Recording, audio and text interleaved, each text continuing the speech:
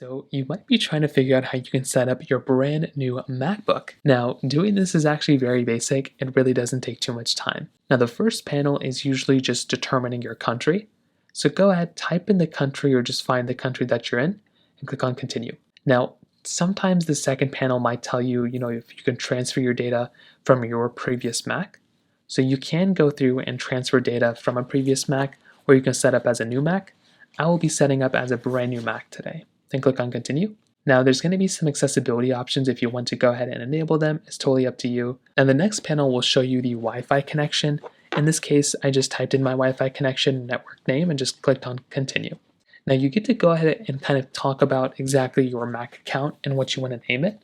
So in this case, I will just give it a standard name like this, user, but I would recommend putting a password, putting in a username that fully corresponds with yourself. Now, in this case, I guess I have to type in a passcode, so I will go and do that. Now, after going through and pretty much setting up your account, it's going to ask for your Apple ID. Now, an Apple ID is very crucial in order to actually set up a Mac, so I would recommend going through and typing in your Apple ID. In this case, I will set up later, but like I said, I would recommend going through and actually typing in an Apple ID and or making one. It's going to tell you to agree to a bunch of stuff, so typically I would just go and click on agree.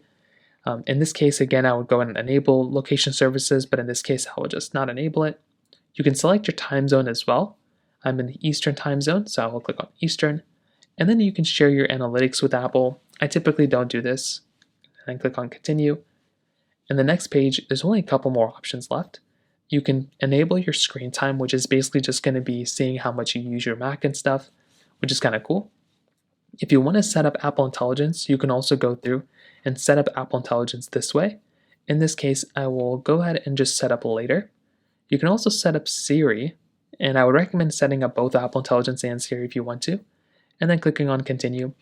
And then you will also have Touch ID, which is that button in the top right corner, which allows you to just kind of click on your thing. I would also recommend going through and setting up Touch ID, but in this case, I will set it up later. Now you get to choose how you want your Mac to look. Do you want it in dark mode? Do you want it in light mode? Or do you want it in whichever mode? In this case, I will choose light mode. I will click on continue, and you can choose whether you want your Mac to update automatically. In this case, I don't really want it to update automatically, so I'll say only download automatically.